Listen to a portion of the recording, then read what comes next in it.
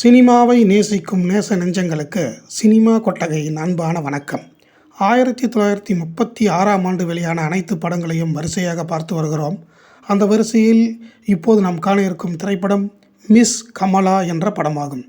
இதனை இயக்கியவர் சினிமாவின் ராணி என்று போற்றப்பட்ட தமிழ் மற்றும் தெலுங்கு மொழிகளின் முதல் கதாநாயகியாக நடித்த, ரசிகர்களை அதிகம் கவர்ந்த, ரசிகர் மன்றங்களை துவங்கும் அளவிற்கு வளர்ந்த டி.பி. ராஜலட்சுமி என்பவர் ஆவார்.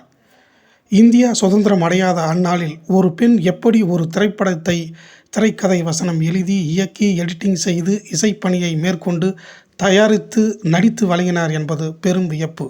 கடுமையான போராட்டங்களையும் எதிர்ப்புகளையும் சந்தித்து தனி ஒரு பெண்ணாக வென்ற டி.பி. ராஜலட்சுமி அவர்களின் வாழ்க்கையினை உங்களுக்காக ரத்தின சுருக்கமாக வழங்குகிறோம். சினிமா ராணி டி.பி.ஆர் என்று பிரபலமாக அழைக்கப்படும் திருவையாறு பஞ்சாப கேச மீனாட்சி தம்பதியருக்கு நவம்பர் மாதம் 11ஆம் தேதி 1911ஆம் ஆண்டு தமிழ்நாட்டின் தஞ்சாவூருக்கு அருகில் உள்ள சாலியமங்கலம் என்ற கிராமத்தில் பிறந்தார். 5 வயது தொடங்கி 10வது வயதிலேயே நன்றாக பாடும் திறனை வளர்த்து கொண்டவருக்கு 11ஆம் வயதில் திருமணம் நடந்தது. அந்த திருமணமும் வரதட்சணை கொடுக்க முடியாத டி.பி. ராஜலட்சுமியின் குடும்பத்தாரின் இயலாமையால் மீண்டும் தனது தாய் வீட்டிற்கு அனுப்பப்பட்டார் டி.பி. ராஜலட்சுமி. இந்த வேதனையினால் ராஜலட்சுமியின் தந்தை கிணற்றில் குதித்து தற்கொலை செய்து கொண்டார். இந்த சம்பவம் ராஜலட்சுமியின் மனதை மிகவும் உடைத்தது. தோல்வியுற்ற திருமணம் மற்றும் மோசமான வாழ்க்கை, சமூக ஒதுக்கி வைப்பு போன்ற காரணங்களால் தனது தாயுடன் அந்த கிராமத்தை விட்டு வெளியேறியவர் நடந்தே அருகில் உள்ள பெரிய நகரமான திருச்சிராப்பள்ளி வந்தார்கள். அங்கு ஒரு சிறிய குடிசையில் தங்கினார்கள். டி.பி. ராஜலட்சுமி அப்போது அடிக்கடி நேரம் கிடைக்கும் பொழுது நன்றாக பாடுவார். அவரின் குரலை கேட்ட அக்கம் பக்கம் உள்ளவரில் ஒருவர் அருகில் உள்ள சுற்றுலா நாடக குழுவிற்கு அழைத்து செல்லுமாறு ராஜலட்சுமியின் தாயாரிடம் சொல்ல, தன் மகளை உடனே அந்த தாய் நாடக கம்பெனிக்கு அழைத்து சென்றார். அப்போது அங்கு அன்று புகழ்பெற்று நாடக இயக்குனராக, தயாரிப்பாளராக வெற்றி பெற்றிருந்த சி.எஸ். சாமண்ணா அந்த திருச்சி நகரத்தில் தங்கி சங்கரதாஸ் சுவாமிகளுடன் நாடகங்களை நடத்தி வந்தார். சி.எஸ். சாமண்ணாவை பற்றி நமது சினிமா கொட்டகையில் பல தகவல்களை சொல்லியிருக்கிறோம். இவர்தான் தமிழ் சினிமா உலகில் 9 வேடங்களில் நடித்த நடிகர் என்பது.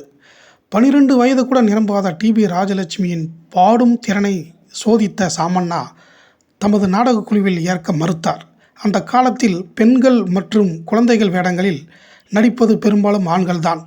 ஸ்திரீ பகுதி, பாலா பகுதி அனைத்திலும் ஆண்கள்தான் நடித்தார்கள், நடிக்க வைக்கப்பட்டார்கள். மேலும் அனைத்து ஆண்கள் குழுவையும் நிர்வகிப்பது உரிமையாளர்களுக்கு எளிதாக இருந்தது.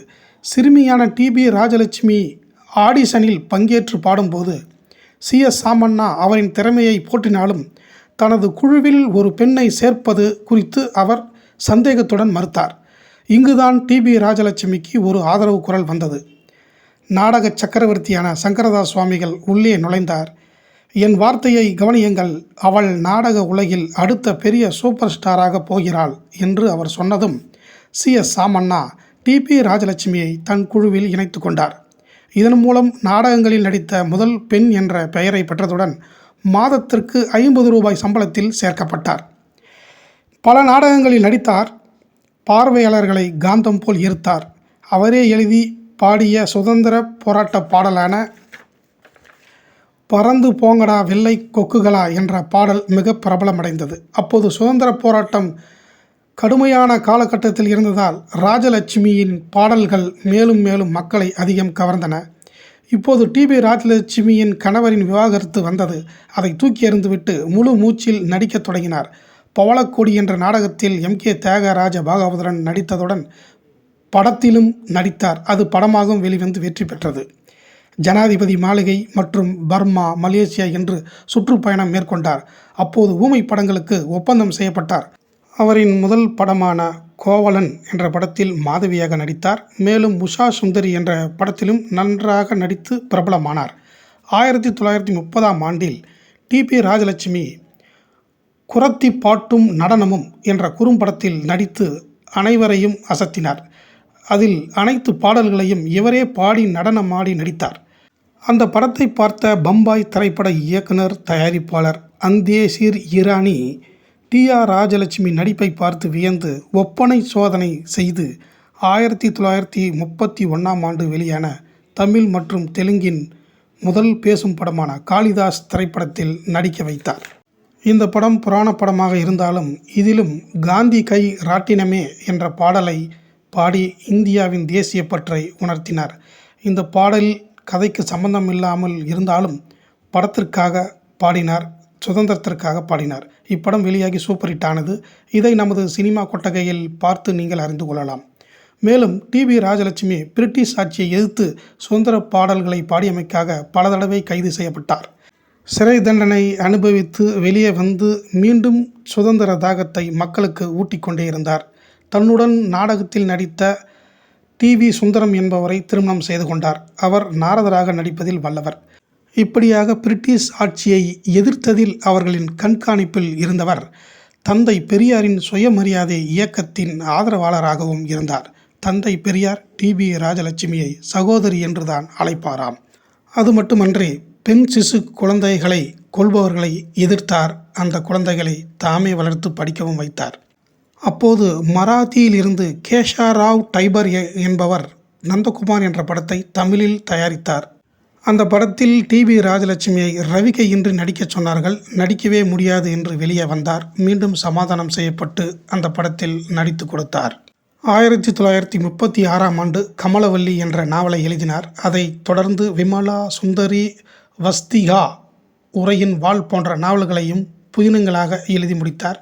1940ஆம் ஆண்டுக்கு பின்பு வயதான தோற்றத்தில் நடித்த ஒரு படத்தினை பார்த்த ரசிகர்கள் நிஜமாகவே ராஜலட்சுமிக்கு வயதாகிவிட்டது என்று அவரின் படங்களை பார்க்க மறுத்ததால் 1943ஆம் ஆண்டோடு தன் சினிமா வாழ்க்கையை முடித்து கொண்டார். 1961ஆம் ஆண்டு கலைமாமணி விருது பெற்றவர்களுக்கு சிறப்பு பாராட்டு விழாவை மக்கள் திலகம் எம்ஜிஆர் ஏற்பாடு செய்தார். அந்த நிகழ்ச்சியில் டிபி ராஜலட்சுமியால் கலந்து கொள்ள முடியாமல் உடல்நலம் சரியில்லாமல் இருந்ததை அறிந்த மக்கள் திலகம் எம்ஜிஆர் தன் சொந்தக்காரை அனுப்பி அவரை வரவழைத்து விருது பெற்றவர்களுடன் விருந்து கொடுத்து புகைப்படத்தினை எடுத்தார். அப்போதும் திரு எம்ஜிஆர் தான் ஏதாவது உங்களுக்கு உதவ வேண்டுமா என்று கேட்டுக்கொண்ட போது டிபி ராஜலட்சுமி எனக்கு எதுவும் வேண்டாம் என்று மறுத்தார். காரணம், அத்தனை சுய மரியாதை உள்ளவர் நமது டிபி ராஜலட்சுமி அவர்கள். உயர் இரத்த அழுத்தம் காரணமாக டிபி ராஜலட்சுமி நோய்வாய்ப்பட்டார். ஆகஸ்ட் 15ஐ நன்றாக கொண்டாடி முடித்து ஆகஸ்ட் 20ஆம் தேதி 1964ஆம் ஆண்டு காலமானார். டிபி ராஜலட்சுமியின் பிறந்தநாள் நூற்றாண்டு விழாவை முன்னாள் முதலமைச்சர் ஜெயலலிதா இந்திய சினிமாக்களுக்கு முதல் பெண் இயக்குனர், தயாரிப்பாளர் மற்றும் கதாநாயகி சினிமா ராணி டிபி ராஜலட்சுமி என்ற பட்டத்தினை வழங்கி பெருமை கொள்கிறது என்று கூறியதுடன் அவரது பிறந்தநாள் நூற்றாண்டு விழாவை சமீபத்தில் அரசு விழாவாக கொண்டாடப்பட்டது. ஆணாதிக்க உலகில் தனி ஒரு பெண்ணாக போராடி கதாநாயகியாகி ஆண் நடிகர்களை மிஞ்சிய ரசிகர்களை பெற்று ரசிகர் மன்றங்களையும் கூடுதலாக பெற்று சுதந்திர போராட்ட பாடல்களை சினிமாவில் பாடி நடித்து பல தடவை அதனால் கைது செய்யப்பட்டு சிசு கொலையை எதிர்த்து அப்படி பாதிக்கப்பட்ட குழந்தைகளை தானே வளர்த்து சமுதாயத்தில் மிகப்பெரிய உதாரண பெண்மையின் சிகரமாக விளங்கிய டிபி ராஜலட்சுமி அவர்கள் 1936ஆம் ஆண்டு தனக்கு மகள் பிறந்ததும் தான் எழுதிய மிஸ் கமலா என்ற பெயரினையே அவருக்கு வைத்துவிட்டு அவர் நினைவாகவே அந்த படத்தினை எடுத்தார். அந்த மிஸ் கமலா படம் எப்படி எடுக்கப்பட்டது, அதன் கதை என்ன, மற்ற அனைத்து விவரங்களையும் அடுத்த வீடியோவில் பார்ப்போம். நன்றி, வணக்கம்.